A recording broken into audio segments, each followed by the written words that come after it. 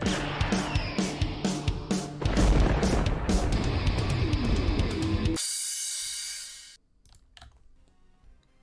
up YouTube, it's Xatu TCG here and welcome back to our TCG video on my channel. On this channel you get daily Pokemon TCG uploads, so be sure of course to hit that subscribe button so you don't miss out. We are well on our way to reaching 70,000 subscribers, which I couldn't be happier about. And also the World Championships over in Honolulu, Hawaii are happening in about a big month's time, which is very crazy. I'm currently still training a lot, and today we're going to be checking out some successful Japanese deck lists to get yourself started. If you're playing for the new season when Shrouded Fable will become legal, or if you are actually practicing for the World Championships over in Honolulu, Hawaii, you actually want to be taking a look at this video because you're going to get updated right away from the people in Japan that are already playing with cards from Shrouded Fable. And before we dive into this video, I want to, of course, give a huge shout out to my sponsors that make the videos possible. DragonShield.com for your sleeves, binders, and deck boxes. Stock up on some new product for the new season. Get 5% off using the coupon ZAPDOS5 on everything on the website. There's YourPlaymat.com to create your own unique custom playmat. PotownStore.com for your TCG Live code cards. You can get 5% off as well. And then CardMarket.com for European players where you're able to buy as well as sell cards to people all across Europe. With that being said, the first deck up on the menu we see here is Raging Bolt.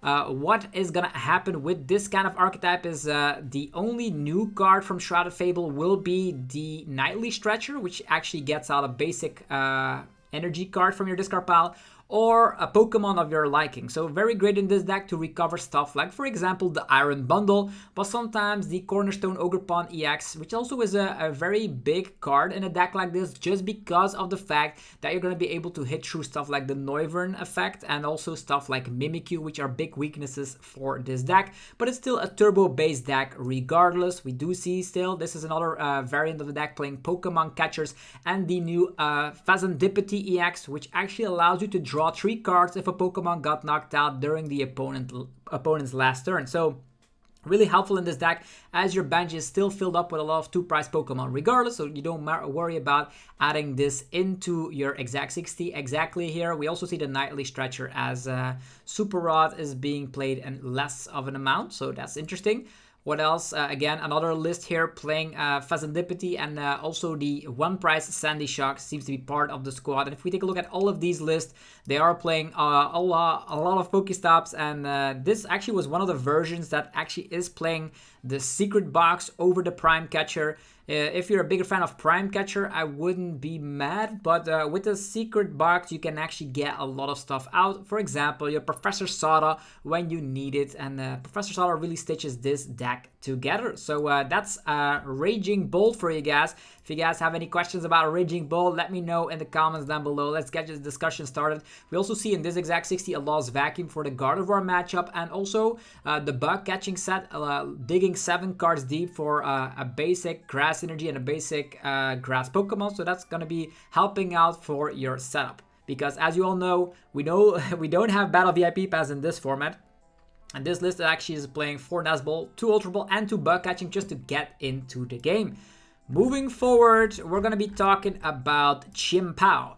Chien-Pao also is one of those decks that can rely on late game bricking to lose games, definitely when B-Barrel is not around, so that's why it's nice, definitely with a 4 count of Nest Ball and a 4 count of Ultra Ball, whether B-Barrel is around or not. If you get Unfair Stand to 2 cards, Iono to a low hand side, Roxanne, you name it, the 1 Nest Ball or Ultra Ball can mean you draw 3 cards with Fezandipiti EX. As mentioned, this is going to help out this archetype for the cases where you don't have B-Barrel set up. Even though Radiant Greninja also draws cards, it forces you to draw into an energy card, which sometimes is not the case because most of them will be put down in that discard pile because of you being in the late game. So yeah, it's going to be helping this deck out for the late game, which I am a big fan of. In this list, we also see one copy of the Codebreakers, Cypher Maniacs Codebreakers, super nice. And again, I'm a big fan of Cologne, as you all know by now.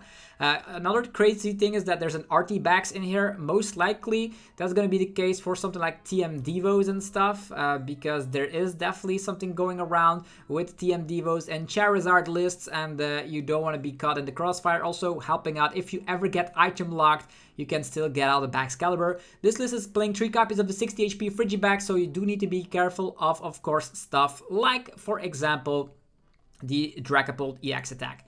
This list is playing 270 HP Frigibax and a 201 line, actually a 201 line of the Pidgeot EX. Since you do play 4 rare candy, that's going to be a nice way to get yourself into the game. No B-Barrel here, instead it's going to be Pidgeot EX in combination with Fezandipiti to, of course, draw you out of nasty situations. Again, archetypes being played in a high amount over in Japan. This is another list using the Tatsugiri to make sure you fetch your Iridas a little bit easier. It's always nice to attach retreat, go to the Tatsugiri, find your Irida, then Buddy Buddy Puff, and all the stuff goes by itself. So also these lists are pretty weak in the mirror match because none of them are playing Manaphy. So if I would be playing Chien-Pao, that's simply something I think is a must. But other than that, these lists are super nice. This actually is a list playing Palkia, a 1-1 line of Palkia VSTAR. In the past, I've played Chien-Pao with a 1-1 line of Arceus VSTAR to get some combos going. But yeah, these Chien-Pao lists are actually doing pretty nice. The next deck upon the menu is going to be Gardevoir EX. Gardevoir EX is definitely a big contender for the Pokemon World Championships over in Honolulu, Hawaii. We do see here that all the rolls are 70 HP. We also see that there's a plethora of Pokemon in here as a one-off. One of the Screamtail, one of the Mimikyu, one of the Fluttermane. In this list, actually, there is no copy of the Drifloon, which I personally think is not that great, but this is a Japanese list, I suppose. There's the Unfair Stamp as the Ace Pack card of choice, and also the TM Crisis Punch to slap 280 when you at least expect it. So that is definitely something that could help. And also 2 copies of the Monkey Dory. Is that enough to last yourself through the game because you actually are not actually using any Bravery Charms and all that? Personally, I am not too big of a fan. We do have Nightly Stretcher here, but I think not that useful in this list. This, however, is playing the Drifloon, and this is something I could get behind a little bit better. This actually is having a huge emphasis on going second with the TM Evo being a 3-off. That means if you draw it raw in hand, you actually don't need to waste an Arven for it. That means you can get an Earthen Vessel or a Buddy Buddy Puffin instead. We do see Drifloon, Screamtail, Fluttermane, Mimikyu. These are all like things we've come to learn and love, but there's no Klefki in this list. So yeah, big emphasis on Monkey Dory here. That means Gardevoir EX most of the time will be slapping that 220 damage output very easily, I might add. This is a list actually playing a little bit, also 2 copies of the TM Devo. So TM Devo seeing more and more play over in Japan, it seems. So these Chien-Paos are coming prepared with those archetypes as we come to see. Not a lot of new cards, actually no new cards from Shrouded Fable here. The upcoming list is only 1 Bravery Charm, and they are playing the Drifloon. You don't always need it when you play a high amount of Monkey Dory, which seems to be the case for most of these Guardi lists. Next is going to be Regidrago VSTAR. This is actually one of the decks that's already performing quite well over in the West, but now over in Japan, they do have access to the 2 new Dragon-type Pokemon. We have Kyurem and the Haxorus. Both have unique usage. Kyurem can spread 110, but it does require you to discard all your energy. There's also the Gardenia's Vigor to help out to regain your energies, and then there's the Haxorus being able to one-shot anything that has a special energy or just slapping a solid 230 damage while discarding the top 3 cards of your deck. Most of these Regidrago VSTAR lists are actually playing Squack ability to go really turbo into the deck. Does make sense when you have, of course, the Scoop Up Cyclone to come with that. So you go turbo, discard your Dragon-type Pokemon, and start swinging like that. This is another list here, and this one is playing the Fezandipiti and the Nightly Stretcher. The other list actually was not playing Nightly Stretcher. They were still playing Super Rod. But yeah, this actually is playing a one-off copy of Lost City. That's actually super interesting. You can, of course, put some specific Pokemon like a Drifloon, for example, in the Lost Zone, or a Manaphy in the Lost Zone is also something that could happen. So Radiant Alakazam really helping out with the damage output, definitely in combination with that Phantom Dive of the Dragapult EX. But as you see in Japan, most of these lists are actually coming back with that Squawk ability. And since you do have Nightly Stretcher, you can get something from the discard pile instantly when you need to. Most likely that will be, of course, maybe a Hawlucha, or of course your Regidrago can also be the case if you discarded way too many with, of course, your Legacy Star. And there are also some Pokestops in those lists. Here we do see a list playing still the Cleffa, 2 copies of the Nightly Stretcher in there as well. And Fezandipiti again, seeing a huge amount of success over in the Regidrago builds. Then we have Charizard. What can we say about Charizard EX? Charizard EX is a deck that now gains the power of Dusknoir. What is a Dusknoir? Glad you asked. You can blow it up and put 13 damage counters on one of your opponent's Pokemon in return of you knocking out the Dusknoir, making sure the opponent takes a prize card. This does indicate that you can use playing from behind cards like the Counter Catcher, Defiance Band, and Iono a little bit more properly, meaning that you now have a lot of board control with Charizard and also able to one-shot anything in the game on the very second turn of the game. That's going to be ridiculous. There is, of course, a Super Rod in here, so you're going to be able to reuse Dusknoir, and there's a Radiant Zard in there that's also able to attack a little bit earlier if you, of course, blow up your Dusknoir. So a lot of combinations going around, and instead of going for B-Barrel, they go for the Fezandipiti right there. This is another list, though, do play the 1-1 line of B-Barrel in here, but again, huge emphasis on the Dusknoir here. There is also the Dusclops, which puts 5 damage counters on one of your opponent's Pokemon. Mainly use this to make sure you can, of course, activate Defiance Band and all that. So this is a list. Charizard will be around at the World Championships, and it's going to be very scary when they blow up a Dusclops or a Dusknoir to put you down to a low hand size because of Iono. Then one-shot your only active Pokemon. It's going to be very scary indeed. This is another list, and they all play different kind of ace-pack cards. You can go for Unfair Stab, you can go for Prime Catcher, you can go for Maximum Belt. A lot of crazy cool ace-pack cards around in the format currently, and most of these lists are actually a big fan of the Fezandipiti. It does open up the door for, of course, some bench, actually for some slots over in the deck, because of course you don't need the 2-2 line of B-Barrel or the 1-1 line of B-Barrel here. So Charizard will also still be around at the World Championships. What happened to the Lost Box decks, right? Lost Box did win a huge tournament over in the West recently. But now, with of course the Fezandipiti also could work to dig for some Rock Sands or cards you really need, like of course the Mirage Gates. We have Iron Hands that can really feed on those Mirage Gates, but also an early game Blood Moon Ursaluna is possible with that. There's the Iron Thorns, which can shut down Lugia instantly, so that's also something to think about. Iron Bundle also can push away stuff like Flutter Mates that are blocking your path to getting a lot of cards in the Lost Zone. So very cool. This is going to be Turbo Lost Box. Will they be attacking for the Kyurem? In this scenario, they say, I'm not even playing Manaphy. If I see Kyurem, I just lose. But yeah, that's what the game is all about, does it? Okay, this is another list. They are playing Manaphy, but this is going to be based on Radiant Zard and Blood Moon Ursaluna. And the late game draw power is Fezandipiti when you need to, because you do have a lot of Nazball in your deck. Another Lost Box deck here. Again, Monkey Dory seems to be finding its way in most of these lists. And there is, of course, a Temple of Sinnoh in here, so you can offset the price trade of something like a Legacy Energy. And that's going to be helping out as well. So what else do we see here is one copy of the Magma Basin in a list like this to attack with Radiant Zard a little bit earlier. No Blood Moon Ursaluna in here. We do see Monkey Dory, and the Nightly Stretcher is very similar like back in the days of a Clara, but that's only getting out the Pokemon. Alright, then moving forward, Great Tusk. What can we say about Great Tusk?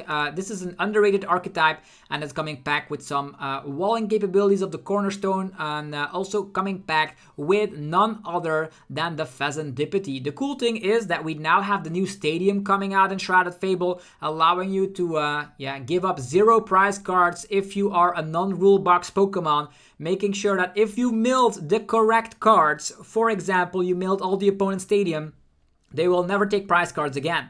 So that is something that does buff up the archetype quite a bit, even though people can play around it.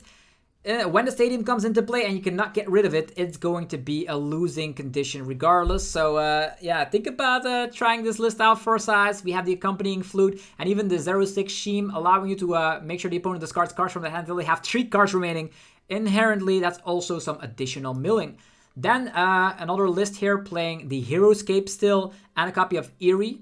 That's also something we oftenly see with this situation, is that if you're not having any of your ancient supporters that you want to use for that Great Collapse attack, or Tusk Collapse, or whatever it's called, you can still rely on an Eerie to discard some important resources. There's a Crushing Hammer based build of this, also playing Tatsugiri to find supporters, and this is a Mawile also thrown up in this list to trap opponents. So Great Tusk also seems to be around.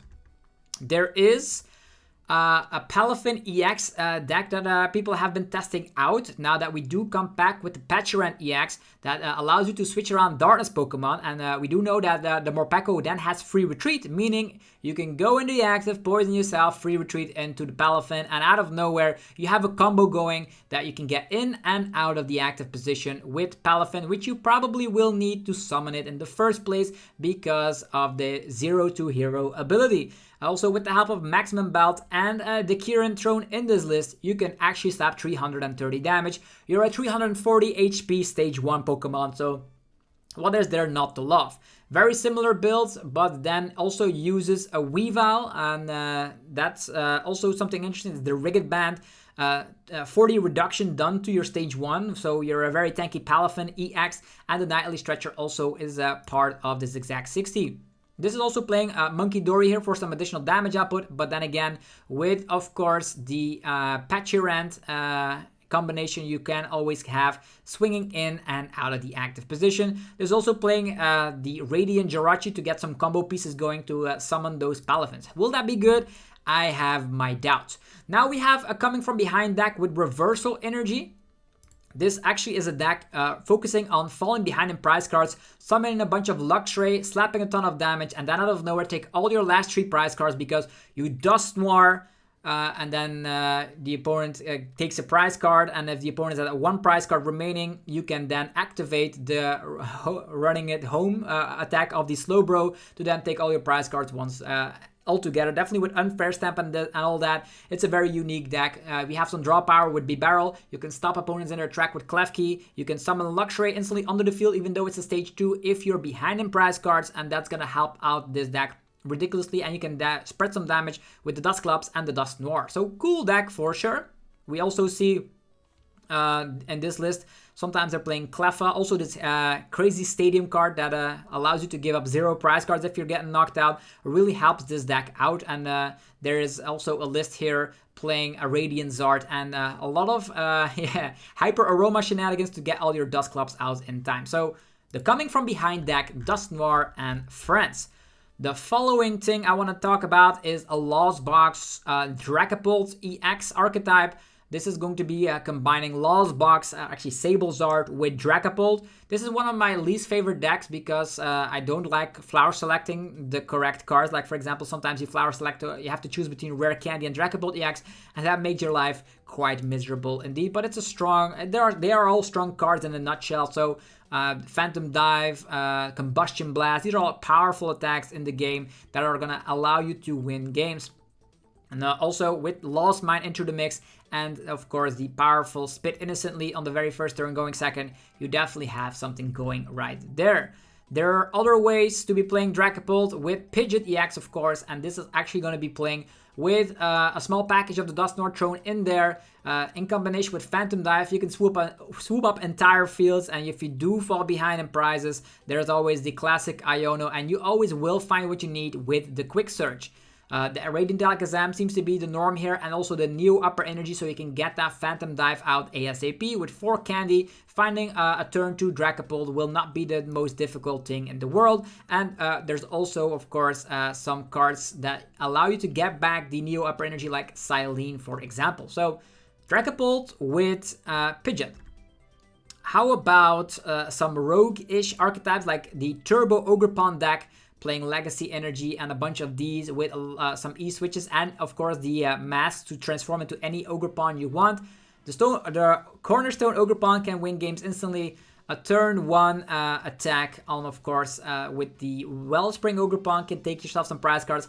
Probably a deck you won't see very often, but it's definitely nice to showcase. This is a Forretress deck trying to blow yourself up in combination with Dusknoir and all that stuff to just make sure you can Roxanne as quickly as possible and then run away with the game with the Bomberghast or something it's called, right? And this is also a similar list we've seen before with Slowbro, Dusknoir, and Luxray. Okay. Now we're going to be talking about Gholdengo, so many cards. This is playing Adamant. This is probably something I will never play because this is very risky. You just be barrel, try to set that up and Greninja. This is probably the better way to start swinging with this, in my opinion. I don't know why we built the Kyurem is in here for the Lost Box matchup as a tech card, but can also surprisingly attack out of nowhere when you can, of course, manually start attaching to it. It's probably never happening, but it is a possibility against specific archetypes, I suppose, if you have all the time in the world. So we do have the Adventurous Ladder. If you do fall, if the opponent took a knockout, you can trade 3 energies from your deck. This is Palkia with Gholdengo. We've seen it before. The new additions are Nightly Stretcher as well as Fezandipiti EX. And Hyper Aroma or Prime Catcher, the choice is up to you. And both of them have unique usage, and it all comes down to testing to see which variant of the Ace-Pack card you prefer. There's also a list playing a 1 of Darkness Energy for, of course, the Monkey Dory, allowing you to hit some bigger numbers because, as we all know, the Gholdengo only requires 1 manual energy of the turn. Okay. Moving forward, there's some roguish archetypes. For example, this Heatran deck that came out of nowhere. The thing you want to do with the Nightly Stretcher is recover Heatran over and over again. And because you can, of course, accelerate energies with the means of Xatu, you're going to be able to power it up, get some damage because of the Stadium card here. And then out of nowhere, you're slapping a whopping 280 damage time and time again. Very unique, but I don't know if it's going to be great. 1 lost city and you will instantly lose the game. For the archetypes that are doing well over in Japan, we do see here the main front runners of the World Championships probably will be Dragapult decks, most in particularly the Pidgeot-based builds, Charizard builds with Dusknoir, Gardevoir, although the Gardevoir list that I've seen today were actually not that great, but they were doing well in Japan. But I am a bigger fan of playing more Bravery Charms, I suppose. Regidrago coming new to town, Raging Bolt is something we talked about, Chien-Pao, Durable Lost Box also something we talked about. All the rest of the decks we still need to check out if we have the opportunity here to see them all. I would love to see some Roaring Moon, Lugia, maybe some Miraidon. So the first thing up on the menu is going to be the Roaring Moon archetype here. Turbo Roaring Moon, as it is called, is using Fezandipiti now for some additional draw power. I really like an archetype like this that can attack on the very first turn going second. Definitely great in a format where decks are a little bit slower because they're rare candy based. Even though if they get out 1 Zard, it can be pretty tricky. But a list like this comes packed with some defense in the form of Roxanne. And you can also have some extra capabilities of course, using Mew EX to copy paste some attacks is definitely an option with the 4 E switches in the list. Another way you can be playing it is having a tech card against Lost Box, which was always a difficult matchup with the Blood Moons and all that stuff. Having the Kyurem here can definitely help out. There is, of course, Spiritomb, which can shut down the Rotoms that are in the Charizard and Dragapult list, so that is also something cool. And a double copy of Enhanced Hammer to help out against the pesky Lugia VSTAR archetype.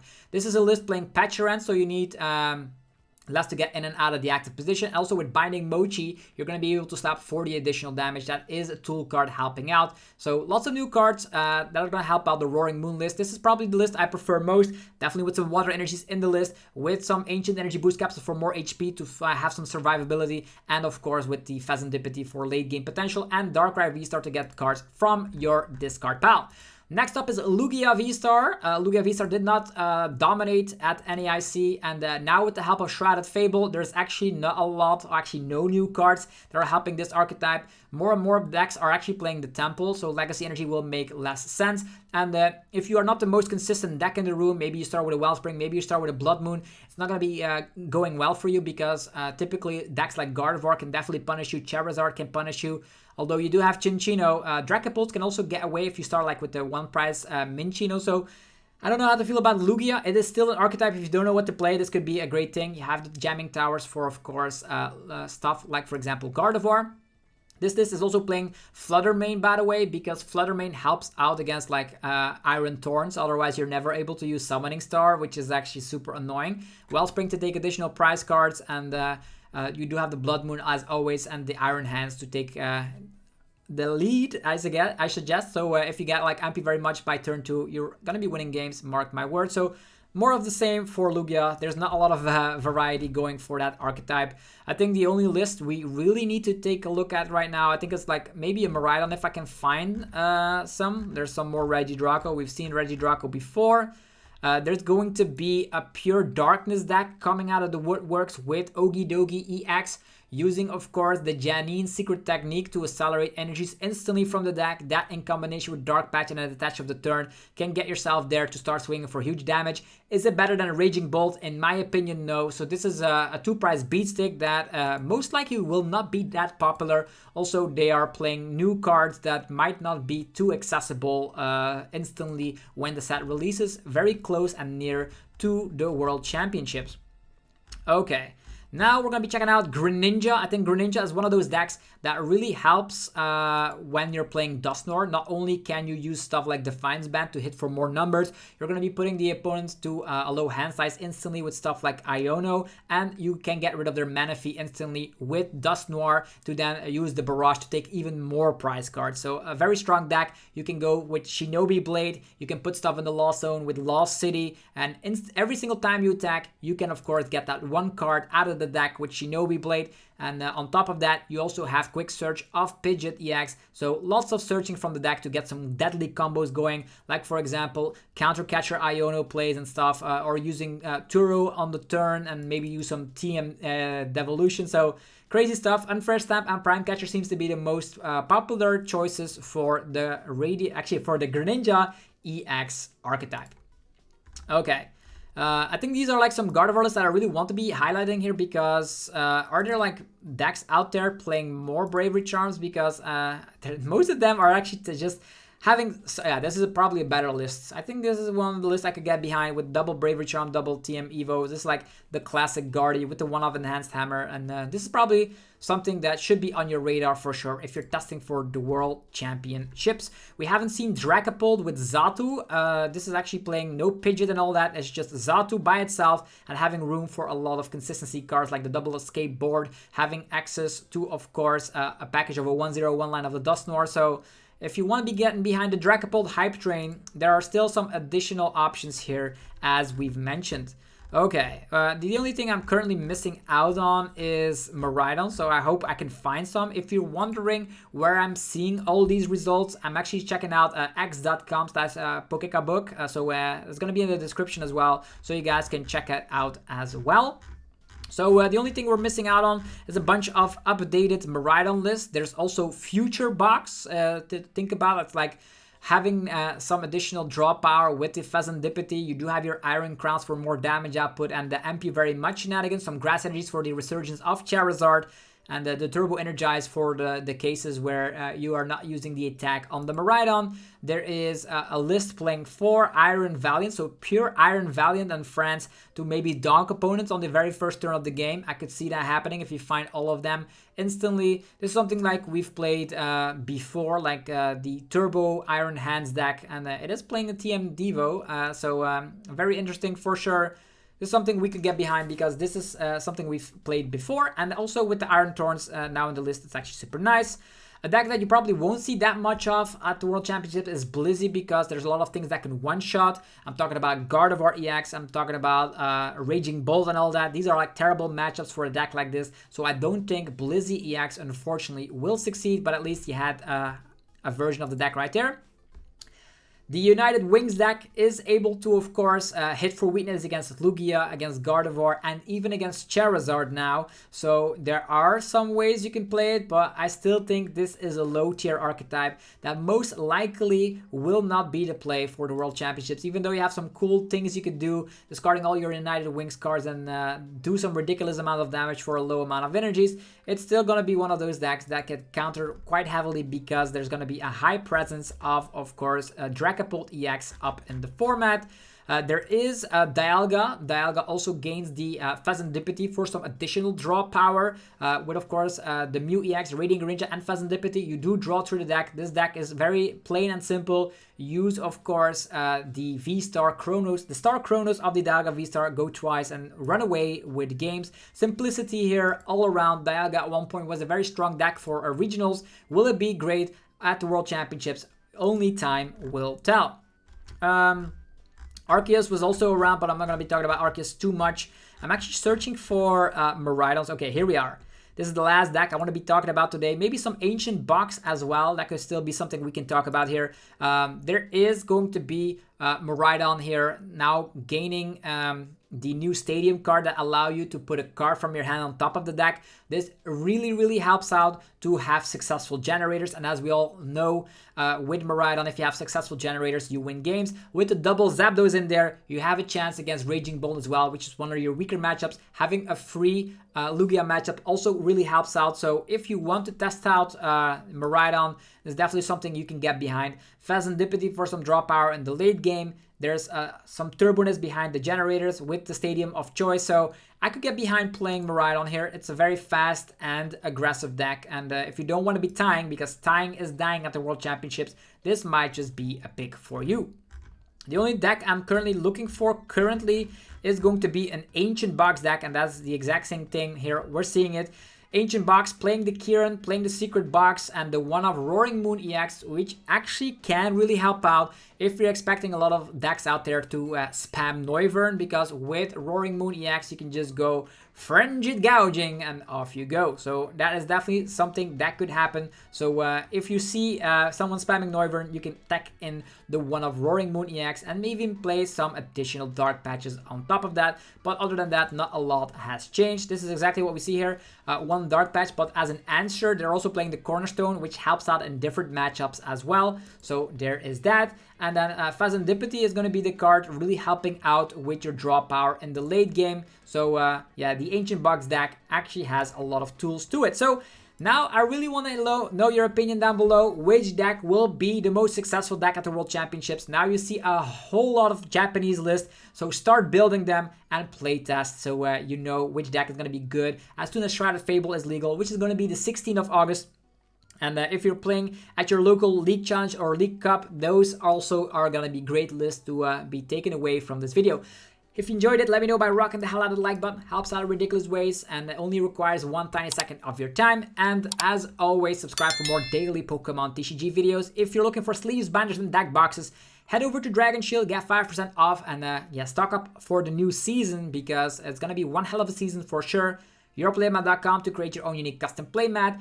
Poketown Store for your TCG live code cards, and cardmarket.com for European players to buy and sell cards to people all across Europe. Have yourself a fantastic rest of your day, and I will see you guys tomorrow for brand new Pokemon TCG content. Peace!